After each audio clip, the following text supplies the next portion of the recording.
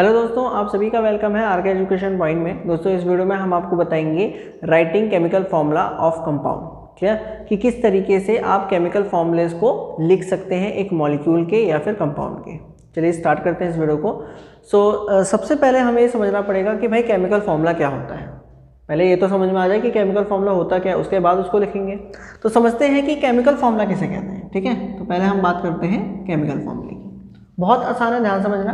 तो chemical formula basically क्या है, एक सिंबॉलिक रिप्रेजेंटेशन है। सिंबॉलिक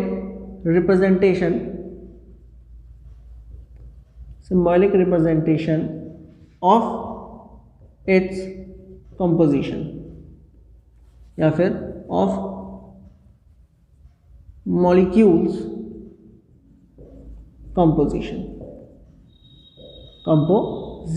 ठीक है, मतलब मॉलिक्यूल की जो कंपोजिशन को अगर आपको रिप्रेजेंट करना है, सिंबॉलिक रिप्रेजेंट करना है, तो उसको आप क्या कहते हो, केमिकल फॉर्मूला कहते हो। कंफ्यूज है, एक एग्जांपल समझते हैं। अगर मैं आपसे कहूँ पानी, तो पानी क्या है, एक कंपाउंड है। पानी क्या है, एक कंपाउंड है। और अगर मैं आपसे कहूँ कि यार ये किससे बना होगा, तो आप कहोगे यार हाइड्रोजन, इसका एक मॉलिक्यूल किससे बना होगा। ठीक है, ध्यान समझना। मैंने आपसे कहा कि वाटर जो है वो एक कंपाउंड है और इसका एक मॉलिक्यूल किससे बना होगा, तो आप कहोगे कि यार दो हाइड्रोजन के एटम होंगे और ऑक्सीजन का क्या होगा, और ऑक्सीजन का एक एटम होगा, यही तो कहोगे। और इन दो इस इंफॉर्मेशन से आप क्या बनाओगे, इसका एक केमिकल फॉर्मूला बनाओगे H2O, जो आपने पढ़ रखा है बेसिकली। ये क्या है, ये केमिकल फॉर्मूला है किसका, वाटर का। वाटर के एक मॉलिक्यूल का ये क्या है, केमिकल फॉर्मूला। अब ये केमिकल फॉर्मूला आपको क्या क्या इंफॉर्मेशन दे रहा है, ये केमिकल फॉर्मूला आपको ये इंफॉर्मेशन देता है कि हाइड्रोजन के दो एटम ऑक्सीजन के एक एटम के साथ केमिकली क्या करते हैं, कंबाइन करते हैं और फिर उसके बाद H2O का एक मॉलिक्यूल देते हैं। ठीक है, तो केमिकल तो बेसिकली ये क्या हो गया, कंपोजिशन हो गया। कंपोजिशन मतलब क्या है, कंपोजिशन मतलब यही है कि कितने number of atoms, different type of atoms combine करते हैं और फिर मॉलिक्यूल बनाते हैं। यहाँ तक समझ में आया। तो इसका कंपोजिशन क्या है, 2:1, हाइड्रोजन 2 है और ऑक्सीजन 1 है। तो केमिकल फॉर्मूला आपको कौन कौन सी इंफॉर्मेशन देता है, आपको कंपोजिशन की, उस मॉलिक्यूल की कंपोजिशन की सारी इंफॉर्मेशन देता है। यहाँ पर ये जो नीचे नंबर लिखे जाते हैं, यहाँ नीचे क्या लिखे जाते हैं, नंबर लिखे जाते हैं। ये क्या बताते हैं, नंबर ऑफ एटम्स बताते हैं। क्या बताते हैं, नंबर ऑफ एटम्स। यहाँ पर हाइड्रोजन के कितने एटम जुड़े हैं, 2 जुड़े हैं। कितने, ऑक्सीजन एटम से सिर्फ 1 से, क्योंकि यहाँ पर क्या लिखा है, 1 लिखा है। ठीक है, 2 होता तो 2 लिखा रहता है। 1 को हम लिखते नहीं है, हम सिंपली इसको हटा देते हैं, हम सिंपली नहीं लिखते, उसको सिंबल लिखते हैं बस। क्लियर है। और मैं आपसे एग्जांपल बताता हूं आपको, जैसे CO2 कार्बन डाइऑक्साइड, ये क्या है, एक केमिकल फॉर्मूला है कार्बन डाइऑक्साइड गैस का। अब ये जो एक केमिकल फॉर्मूला है, ये आपको क्या इंफॉर्मेशन दे रहा है, ये आपको इंफॉर्मेशन देता है कार्बन डाइऑक्साइड के एक मॉलिक्यूल के कंपोजिशन की। मतलब ये आसान भाषा में ये कि कार्बन डाइऑक्साइड गैस का एक मॉलिक्यूल कैसे बनेगा, आप केमिकल फॉर्मूला देख के बता सकते हो कि कार्बन का एक एटम ऑक्सीजन के 2 एटम के साथ केमिकली कंबाइन करा होगा, तब एक कार्बन डाइऑक्साइड गैस का एक मॉलिक्यूल बना होगा, दैट इज CO2। क्लियर है, यहां तक समझ में आता है कि नहीं आता। मतलब इसको ऐसे भी समझ सकते हो कि कार्बन की एक बॉल थी, मतलब कार्बन का एक एटम था जो 2 ऑक्सीजन के एटम से कंबाइन हुआ, तो ये क्या है, एक CO2 गैस का मॉलिक्यूल है। उसी तरीके से आप इसको भी ऐसे समझ सकते थे कि ऑक्सीजन का एक एटम है, वो 2 हाइड्रोजन के एटम से कंबाइन हुआ, 2 हाइड्रोजन के एटम से कंबाइन हुआ, तो बेसिकली ये भी क्या है, एक मॉलिक्यूल है H2O का। क्लियर। सो केमिकल फॉर्मूला समझ में आ गया कि भाई किसी भी मॉलिक्यूल को अगर हमें सिंबल से रिप्रेजेंट करते हैं, एक सिंबॉलिक रिप्रेजेंटेशन करते हैं, जो क्या बताता है, मॉलिक्यूल की कंपोजिशन को बताता है, उसको हम कहते हैं केमिकल फॉर्मूला। अब सवाल ये आता है कि इसको हम लिखेंगे कैसे, इसको हम बनाएंगे कैसे बनाएंगे। तो उसको बनाने के लिए, मतलब केमिकल फॉर्मूले को बनाने के लिए, लिखने के लिए आपको 2 चीजें चाहिए। कौन कौन सी चीजें चाहिए, एक चाहिए सिंबल्स और एक चाहिए वैलेंसी। क्या चाहिए, एक बार फिर से सुन लिया जाए। 2 चीजें आपको चाहिए भाई केमिकल फॉर्मूला लिखने के लिए।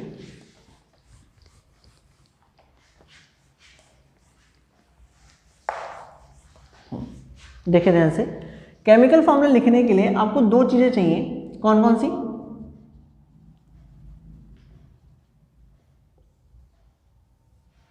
एक आपको चाहिए सिंबल और एक आपको चाहिए वैलेंसी। एक आपको क्या चाहिए मेरे भाई, वैलेंसी चाहिए। एक एक करके समझते हैं। सबसे पहले बात करते हैं सिंबल की, ठीक है, एक एक करके बात करते हैं। सबसे पहले बात करते हैं सिंबल की। केमिकल फॉर्मूला लिखने के लिए सिर्फ आपको ये दो चीजें, ज़्यादा कोई और कोई मतलब और कोई खतरनाक चीज़ नहीं चाहिए। एक आपको सिंबल्स पता होने चाहिए और एक आपको वैलेंसी पता होनी चाहिए, ठीक है। सबसे पहले देखो ध्यान से बात करते हैं सिंबल की। अब सिंबल क्या है भाई, हमारे पास बहुत सारे क्या है एलिमेंट्स हैं और उन एलिमेंट्स के क्या होंगे, एटम होंगे। ये जो एलिमेंट्स होते हैं यही एक दूसरे के साथ कंबाइन करते हैं और फिर क्या काम करते हैं, एक कुछ कंपाउंड्स बनाते हैं। इतनी बात समझ में आती है। इनके जो एलिमेंट्स के जो एटम होते हैं यही क्या काम करते हैं, एक दूसरे के साथ कंबाइन करते हैं और कभी मॉलिक्यूल बनाते हैं, कभी कंपाउंड बनाते हैं, कभी कुछ तो कभी कुछ, ठीक। जैसे फॉर एग्जांपल हाइड्रोजन क्या है, एक एलिमेंट है। अब इसका एक एटम है, ठीक है, इसका एक एटम है। ये ऑक्सीजन के साथ मिलता है तो पानी बनाता है, किसी और के साथ मिलता है तो कुछ बनाता है, किसी और के साथ मिलता है तो कुछ बनाता है, ठीक। आसान भाषा में अगर हम ध्यान से देखें तो भाई एलिमेंट्स की जो एटम्स हैं यही एक दूसरे के साथ इधर के साथ उधर के साथ कंबाइन करते हैं और क्या बनाते हैं, कंपाउंड्स बनाते हैं, ठीक है। अब सवाल ये आता है कि यार बार बार तो हाइड्रोजन लिखेंगे नहीं भाई, बार बार हाइड्रोजन लिखेंगे, बार बार सोडियम लिखेंगे, बार बार ऑक्सीजन लिखेंगे, अरे भैया जान निकल जाएगी, क्या करें। तो यहाँ पर जो दिमाग लगाया गया कि यार एक काम करते हैं, इन एलिमेंट्स के सिंबल्स बना देते हैं।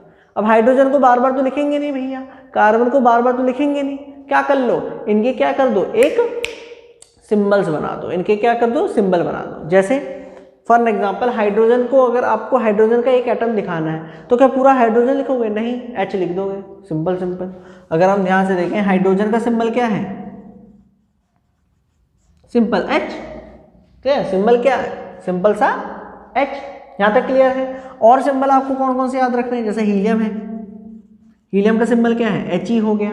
लिथियम हो गया, लिथियम का क्या होगा, Ni हो गया। बोरॉन का सिंबल क्या हो गया, बी हो गया। कार्बन, कार्बन का सिंबल क्या हो गया, सी हो गया। उसी तरीके से ऑक्सीजन का सिंबल ओ, नाइट्रोजन का सिंबल एन। उसके बाद और आपको सल्फर का याद रखना है, नियॉन, सॉरी नियॉन का याद देख लो, Ni। उसके बाद मैग्नीशियम, मैग्नीशियम का सिंबल क्या है, Mg सिंबल है, ठीक है। ये सब क्या है, सिंबल्स, मतलब कि आपको इनको बार बार नहीं लिखना है, इन सिंबल से आप रिप्रेजेंट कर सकते हो। और आपको कौन कौन से सिंबल याद रखने हैं, जैसे एल्यूमिनियम का, एल्यूमिनियम का सिंबल क्या होता है, Al होता है। और देखें लेट्स से सल्फर, सल्फर का सिंबल हो गया S। कुछ ऐसे भी एलिमेंट्स होते हैं जिनका नाम, अब यहाँ पर आपको लग रहा है कि यार हीलियम का, हाइड्रोजन का H लेना है, हीलियम का H ही लेना है, इन सब के पहले पहले नाम लेने हैं। कुछ ऐसे कंपाउंड्स, कुछ ऐसे एलिमेंट्स हैं जिनके बेसिकली नाम तो अलग हैं लेकिन और उनका सिंबल भी अलग है, मतलब बिल्कुल अलग, बिल्कुल अलग। जैसे फॉर एग्जांपल सोडियम, अब आप इसका सिंबल क्या सोचोगे, आप सोचोगे SO बनेगा, नहीं, इसका सिंबल है Na, इसका सिंबल है Na, ठीक है। और एग्जांपल आपको बताता हूँ, पोटेशियम, अब पोटेशियम का सिंबल क्या है, K, पोटेशियम का सिंबल क्या है, K। और सुनो एग्जांपल, जैसे गोल्ड, गोल्ड का सिंबल क्या है, Au। सिल्वर, सिल्वर का सिंबल क्या है, Ag। मरकरी, मरकरी का सिंबल क्या है आपका, Hg। आयरन, आयरन का सिंबल क्या है, Fe, ठीक है। ये सब क्या है, ये सिंबल्स हैं। तो आपको कम से कम इन सिंबल्स को बारे में पता होना चाहिए, क्योंकि आप जब केमिकल फॉर्मूला लिखोगे, किसी का भी लिखोगे, मैं कार्बन डाइऑक्साइड गैस का बनाओगे केमिकल फॉर्मूला, हाइड्रोजन क्लोराइड का या फिर हाइड्रोक्लोरिक एसिड का आप केमिकल फॉर्मूला बनाओगे, तो आपको बार बार हाइड्रोजन क्लोरीन नहीं लिखना, आपको इन सिंबल्स को लिखना है। तो ये सिंबल्स आपको पता होने चाहिए। क्लोरीन हो गया, क्लोरीन का सिंबल क्या होता है, क्लोरीन का सिंबल क्या होता है, Cl। ब्रोमाइन का सिंबल होता है Br। आयोडाइन या आयोडीन का सिंबल होता है I, ठीक। तो ये सिंबल्स आपको पता होने चाहिए। क्लियर है, सिंबल समझ में आ गया, चलिए बहुत बढ़िया। सेकंड बात करते हैं वैलेंसी की। अब वैलेंसी क्या होती है, इसको हटाएं।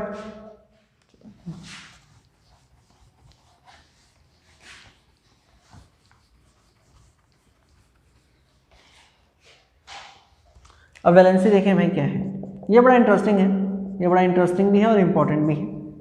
वैलेंसी देखो, वैलेंसी बेसिकली क्या है, इसको ध्यान से समझना। वैलेंसी क्या है, एक एटम की कंबाइनिंग पावर है एक एटम की क्या है, कंबाइनिंग पावर है, उसको आप वैलेंसी कहते हो। ध्यान समझो आराम से। वैलेंसी बेसिकली क्या है, एक कंबाइनिंग पावर है, पावर ऑफ एन एटम। एक एटम की या फिर power of an element, atom of element. Clear. एक एटम की एक खासियत ये है, बेसिकली अब ध्यान समझना इसको, एक एटम जो है वो क्या काम करता है, दूसरों एटम के साथ कंबाइन करता है, जभी तो वो एक कंपाउंड बनाता है। जैसे आपका O है, ऑक्सीजन है, तो वो क्या काम करता है, दो हाइड्रोजन के साथ क्या करता है, मिलता है, और तब क्या बनाता है, H2O बनाता है। इतनी बात समझ में आती है कि नहीं आती? मतलब कंपाउंड्स कब बनते हैं, कंपाउंड जब बनते हैं जब दो या दो से ज़्यादा एटम्स मिलते हैं और फिर क्या बनाते हैं, मॉलिक्यूल बनाते हैं, और फिर वो मॉलिक्यूल जुड़ते जुड़ते फिर क्या बनाता है, एक कंपाउंड बनता है। क्लियर है।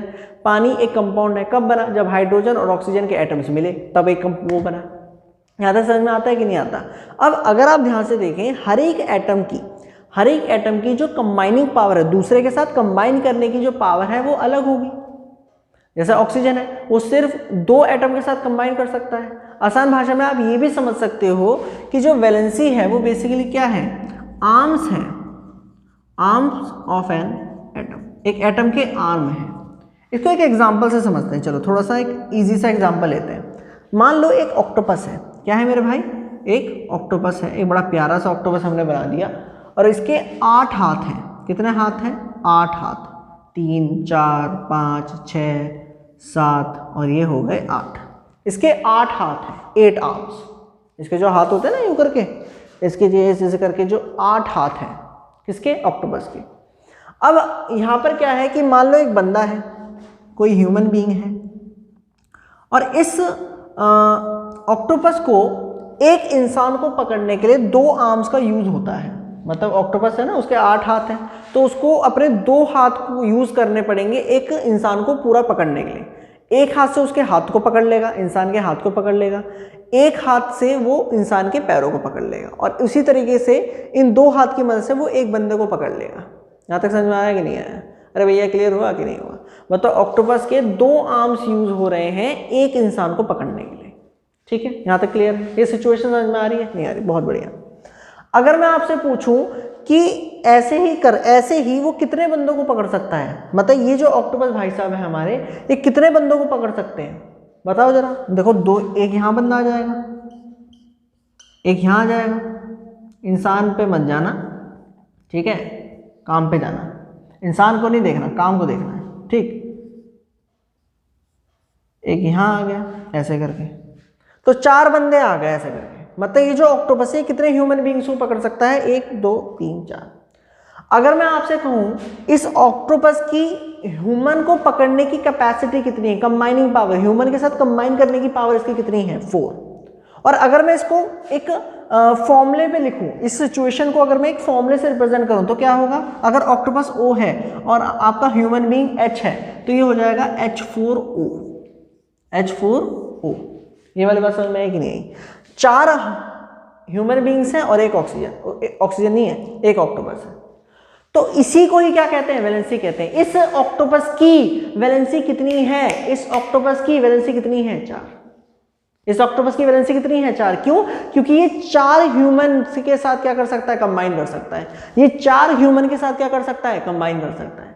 इसी को वैलेंसी कहते हैं। वैलेंसी बेसिकली क्या है, combining power of an atom. Valency क्या है, एक combining power of an atom.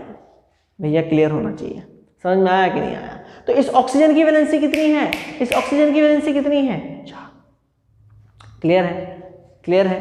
कोई डाउट तो ना है? तो वैलेंसी मतलब क्या, combining power of an atom of element, या फिर आप कह सकते हो एक एटम के आर्म्स, एक एटम के आर्म्स। ठीक है, जैसे फॉर एग्जांपल, ये वाला एग्जांपल समझ में आया? मैं एक और एग्जांपल लेता हूँ, केमिस्ट्री में थोड़ा समझते हैं इसको। जैसे फॉर एग्जांपल H2O भाई साहब पानी का मॉलिक्यूल है। अगर आप ध्यान से देखें, ये कुछ इस तरीके से है कि ऑक्सीजन के 2 हाथ होंगे, ऑक्सीजन के 2 हाथ होंगे, एक ये हाथ है, एक ये हाथ है। इस हाथ से हाइड्रोजन जुड़ा और इस हाथ से एक हाइड्रोजन ये जुड़ा। तो ऑक्सीजन की वैलेंसी कितनी है, ऑक्सीजन की वैलेंसी कितनी है, 2। हाइड्रोजन की वैलेंसी कितनी, ओ हो दिमाग लगाओ, हाइड्रोजन की वैलेंसी कितनी है, एक। ये वाला हाइड्रोजन सिर्फ एक ही एटम के साथ जुड़ रहा है और that is oxygen, that is oxygen. ध्यान से सुनो, ये वाला हाइड्रोजन सिर्फ इसी के साथ जुड़ रहा है और तो किसी के साथ जुड़ ही नहीं रहा। तो वैलेंसी हाइड्रोजन की कितनी है 1, वैलेंसी ऑक्सीजन की कितनी है 2, क्योंकि ऑक्सीजन 2 हाइड्रोजन के एटम से जुड़ा है और हाइड्रोजन सिर्फ एक ही ऑक्सीजन के एटम से जुड़ा है। समझ में आया? वैलेंसी का फंडा क्लियर हुआ। वैलेंसी मतलब क्या, valency means combining power of an atom of element. कितने नंबर ऑफ एटम्स के साथ, कितने नंबर ऑफ एटम्स के साथ एक एटम जुड़ सकता है, उसको हम वैलेंसी कहते हैं, उस एटम की। क्लियर? एक एटम कितने नंबर ऑफ एटम, कितने नंबर ऑफ डिफरेंट एटम्स के साथ जुड़ सकता है, उसको हम क्या कहते हैं, वैलेंसी कहते हैं इस एटम की जो जुड़ रहा है। जैसे इस एग्जांपल में हाइड्रोजन की वैलेंसी है 1 क्योंकि सिर्फ ऑक्सीजन के साथ जुड़ रहा है, और ऑक्सीजन की वैलेंसी है 2 क्योंकि वो 2 एटम के साथ जुड़ रहा है। क्लियर है? वैलेंसी क्लियर हुआ। सो आपको 2 चीजें चाहिए केमिकल फॉर्मूला बनाने के लिए, सिंबल्स मैंने बता दिए, वैलेंसी मैंने बता दी। अब वैलेंसी, अब हमें कैसे पता चलेगा, एक एटम के आर्म्स हैं, तो भाई वैलेंसी बेसिकली आपको मैं बताता हूँ वैलेंसी कैसे निकालनी है। अगर आप ध्यान से देखें हमारे पास एलिमेंट कौन कौन से हैं, या तो मेटल है या तो नॉन मेटल है। ध्यान सुनो मेरी बात को, या तो मेटल है या तो नॉन मेटल है। अब नॉन मेटल पे पॉजिटिव साइन होता है, नॉन मेटल्स पे कैसा साइन होता है, पॉजिटिव साइन होता है। और जो मेटल्स पे पॉजिटिव साइन होता है, सॉरी मेटल्स पे कैसा साइन होता है, पॉजिटिव साइन होता है, नॉन मेटल पे नेगेटिव साइन होता है। जितने भी मेटल्स हैं, मेटल्स कौन कौन से हैं, सोडियम हो गया, पोटेशियम हो गया, आयरन हो गया, जिंक हो गया, कॉपर हो गया, कोबाल्ट हो गया, गोल्ड हो गया, सिल्वर हो गया, इन सब पे कैसा साइन है, पॉजिटिव साइन है। नॉन मेटल हाइड्रोजन हो गया, क्लोरीन हो गया, ब्रोमाइन हो गया, आयोडाइन हो गया, सल्फर हो गया, फॉस्फोर हो गया, नाइट्रोजन हो गया, इन सब पे कैसा साइन है, नेगेटिव साइन है। और यही आपके एटम्स है, इन्हीं के ही एटम्स है आपके पास, यही एक दूसरे के साथ कंबाइन करते हैं और क्या बनाते हैं, कंपाउंड बनाते हैं। क्लियर? तो वैलेंसी कैसे पता लगे, वैलेंसी कैसे पता लगेगी इनकी, बहुत आसान है। देखो जरा ध्यान से, इसको हटाएं।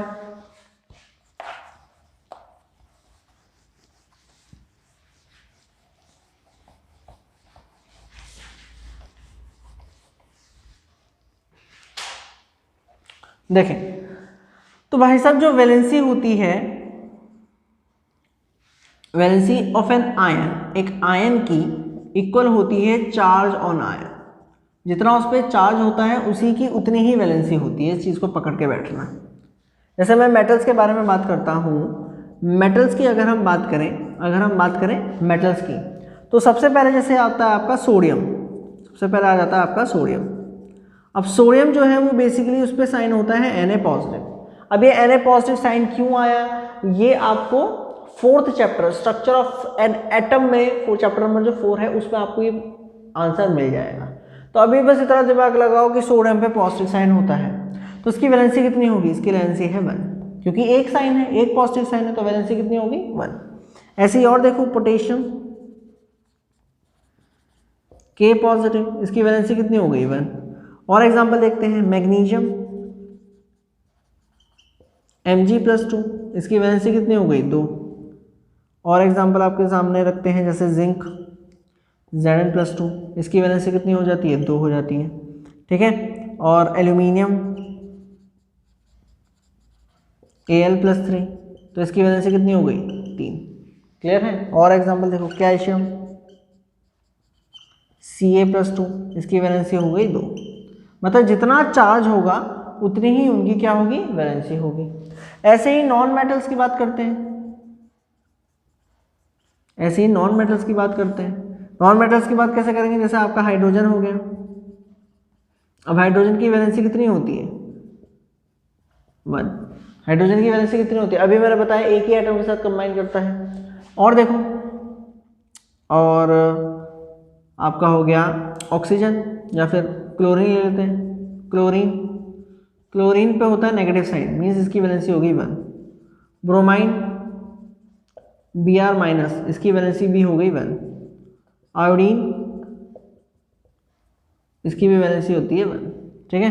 और ऑक्सीजन की वैलेंसी कितनी है, अभी बताया -2, सिंपली 2, क्योंकि 2 एटम के साथ कंबाइन करता है। और देखो सल्फर S-2, तो वैलेंसी कितनी हो गई 2। एंड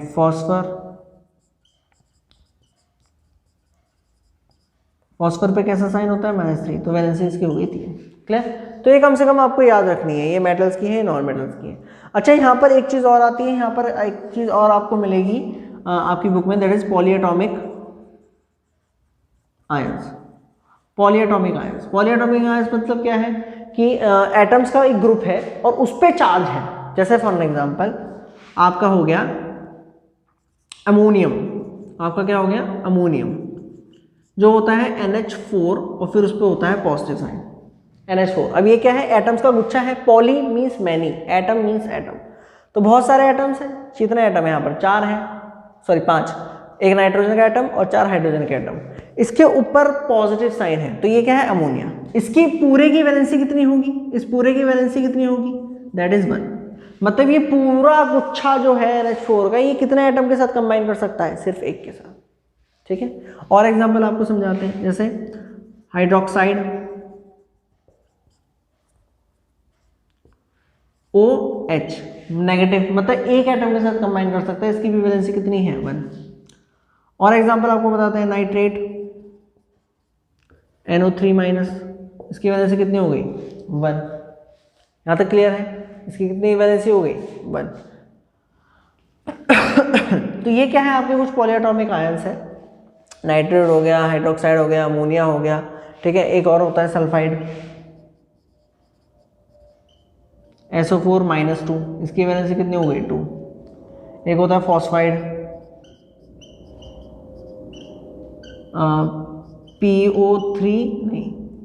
PO4-3, तो इसकी वैलेंसी हो गई 3। एक होता है कार्बोनेट CO3-2, तो इसकी वैलेंसी कितनी हो गई 2। तो ये कुछ क्या है, पॉलीएटॉमिक आयंस, ठीक है। आपको कम से कम इतनी नॉलेज रखनी पड़ेगी वैलेंसीज की केमिकल फॉर्मूले बनाने के लिए। अब केमिकल फॉर्मूला बनाते हैं, जरा नोट करो जल्दी से इसको। देखें जरा अब केमिकल फॉर्मूला कैसे बनाते हैं। अब केमिकल फॉर्मूला बनाने के लिए आपको 3 रूल की ज़रूरत है। रूल आसान से हैं, कोई बड़े रूल नहीं है, ध्यान से समझते रहना बस।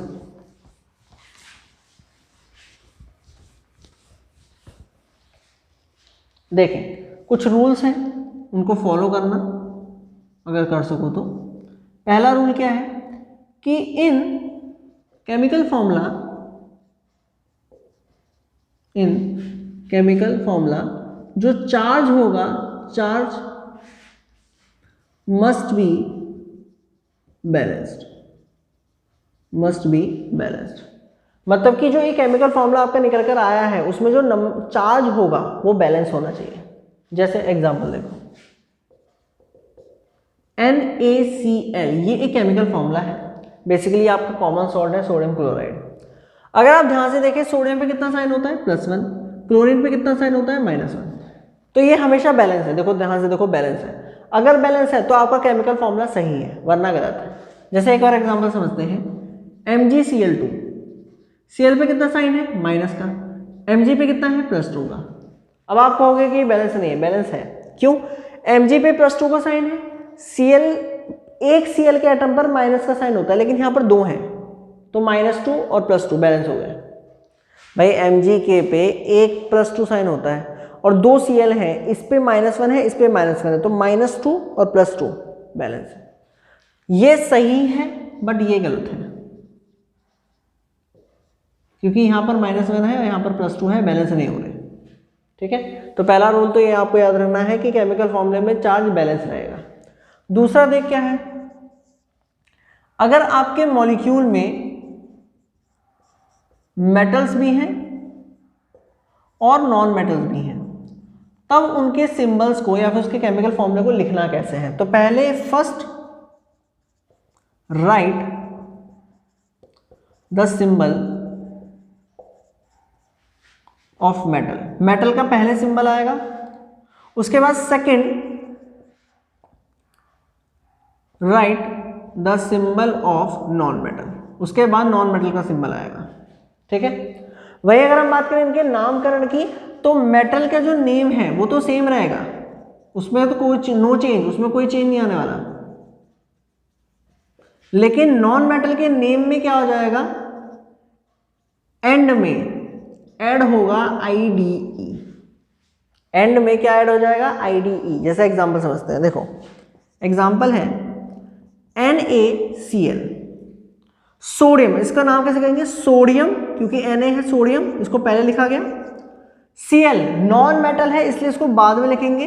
अब Cl के लिए आप क्या यूज करते हो, क्लोरीन, लेकिन क्लोरीन का एंड का हटा के क्या लगाना है, IDE, तो ये क्या बन जाएगा, क्लोराइड।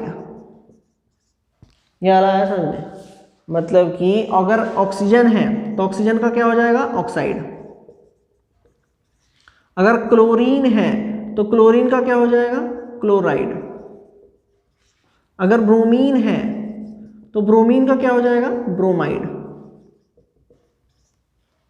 अगर सल्फर है या फिर सल्फेट है या फिर नाइट्रेट है तो क्या हो जाएगा, नाइट्राइड। क्लियर, तो ये ऐसे चेंज हो जाएंगे। जैसे यहां पर देखो NaCl, तो Na सोडियम का नाम सोडियम रखा, Cl नॉन मेटल है तो उसका क्या लग जाएगा, IDE, क्लोराइड। और एग्जांपल देखो MgCl2, तो सिंपली मैग्नीशियम, Cl2 के लिए क्या, क्लोराइड, Cl2 के लिए क्या लिख देंगे, क्लोराइड लिख देंगे। ठीक है, और एग्जांपल देखो, एक एग्जांपल और चलो इसी बात पे, CaO, तो कैल्शियम, O के लिए ऑक्साइड। ठीक है, अगर मेटल्स या नॉन मेटल्स हैं तो ऐसे लिखेंगे। सही है। तीसरा रूल देखो क्या है कि अगर आपके मॉलिक्यूल में, in molecule polyatomic ions are present, अगर पॉलीएटॉमिक आयंस प्रेजेंट है तब आप उनको रिप्रेजेंट करोगे या फिर इनक्लोज्ड बाय ब्रैकेट्स, आप उनको ब्रैकेट से क्या करोगे, इनक्लोज करोगे। जैसा एग्जांपल देते हैं इसका भी, CaOH का होल ट्वाइस, देखो ये क्या है, मेटल है, और OH जो है वो आपका क्या है, पॉलीएटॉमिक आयन। तो इसको ऐसे नहीं, इसको ऐसे नहीं लिख दे, आप ऐसे नहीं लिख सकते, ऐसे नहीं लिख सकते, नहीं। जो पॉलीएटॉमिक मॉलिक्यूल है उसको आपको क्या काम करना है, ब्रैकेट्स में क्लोज करना है, और वो कितने नंबर है वो यहाँ पर लिख देना है, नंबर। अब ये नंबर क्या बताता है, ये 2 क्या है, ये 2 बता रहा है number of OH polyatomic ion. Clear, number of OH polyatomic ion. यहाँ तक समझ में आया कि नहीं आया, क्लियर है। तो ये 3 रूल्स आपको समझ में याद रखना है। पहला कि वैलेंसी बैलेंस होगी, मींस चार्ज बैलेंस होगा। दूसरा, अगर मेटल नॉन मेटल का कॉम्बिनेशन है तो कुछ इस तरीके से लिखेंगे। तीसरा, अगर पॉलीएटॉमिक आयन है तो आपको क्या काम करना है, ब्रैकेट्स में बंद करके, और फिर जितने नंबर वो यूज करे गए वो ऐसे करके लिखना है। क्लियर है। अब कुछ क्वेश्चंस करवाते हैं आपको, लिखते कैसे हैं, केमिकल फॉर्मूला बनाते कैसे हैं वो देखें। तो पहली चीज सिंबल आना चाहिए, वैलेंसी आना चाहिए, और ये रूल्स फॉलो करने हैं। ठीक है, अब देखो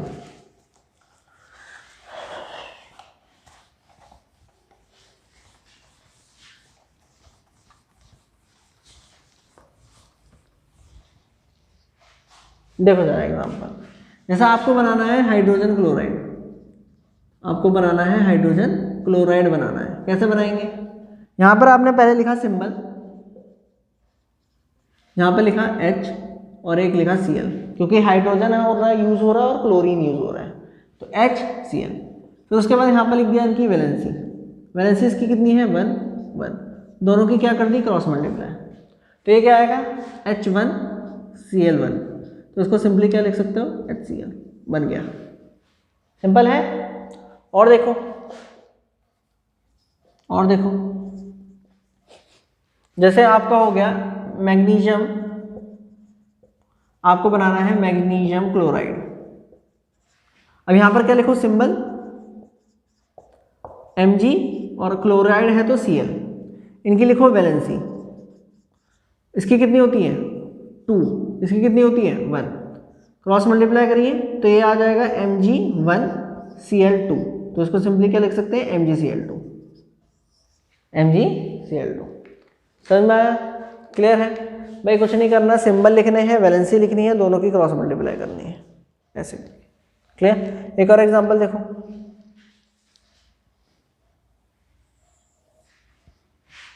जैसे आपको लिखना है कार्बन टेट्रा क्लोराइड। अब ये टेट्रा मीन्स 4, ठीक है, तो आपको बनाना है CCl4 बनाना है।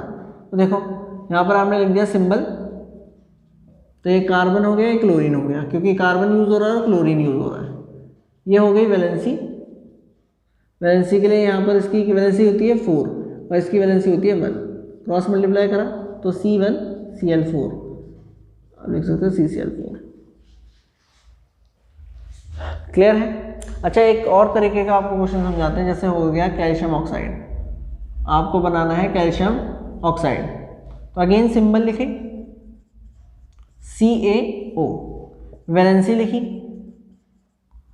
2 2, क्रॉस मल्टीप्लाई करा तो ये क्या आएगा Ca2O2। अब यहाँ पर ध्यान समझना, ऐसी जब सिचुएशन आए तो इसको ना सिंप्लीफाई करके लिख देना ऐसे CaO, ठीक है। मतलब इसका मतलब समझो क्या है, इसका मतलब ये है 2 कार्बन के और 2 ऑक्सीजन के एटम कंबाइन हो गए हैं। 2 कार्बन के और 2 ऑक्सीजन के एटम क्या हो रहे हैं, कंबाइन हो रहे हैं। तो भाई बात तो एक ही है कि 1 कार्बन का और 1 ऑक्सीजन का एटम कंबाइन हो रहा है। 2 को क्यों कह रहे हो, 1 का ही कह दो, बात तो एक ही है। छोटे से छोटा हिस्सा देखेंगे ना तो CaO आया समझ में। और एग्जांपल देखिए क्या है, जैसे और एग्जांपल है कैल्शियम हाइड्रोक्साइड। क्या बनाना है, कैल्शियम हाइड्रोक्साइड बनाना है। अब इसको ध्यान समझना, कैल्शियम मींस सिंबल क्या होगा Ca। हाइड्रोक्साइड अभी मैंने बताया हाइड्रोक्साइड होता है OH, तो लिख दिया OH। वैलेंसी, इसकी वैलेंसी होती है 2, इसकी वैलेंसी होती है 1। क्रॉस मल्टीप्लाई कीजिए, आपको बनेगा Ca1OH का ब्रैकेट लगा के 2, तो ये हो जाएगा आपका CaOH का होल ट्वाइस, CaOH का होल ट्वाइस। क्लियर है, समझ में आया, कोई डाउट है? तो कुछ इस तरीके से हमारे केमिकल फॉर्मूले बनते हैं, और ये केमिकल फॉर्मूले मतलब इस तरीके से केमिकल फॉर्मूले लिखते हैं। आई होप आपको केमिकल फॉर्मूले लिखना और इनको बनाना समझ में आया हो। क्लियर? सो अगर आपको ये वीडियो पसंद आए तो प्लीज़ इस वीडियो को लाइक करिएगा, शेयर करिएगा एंड सब्सक्राइब करना ना भूलिएगा आरके एजुकेशन पॉइंट को। फिर मिलेंगे ऐसी ही एक और वीडियो के साथ, जब तक के लिए गुड बाय।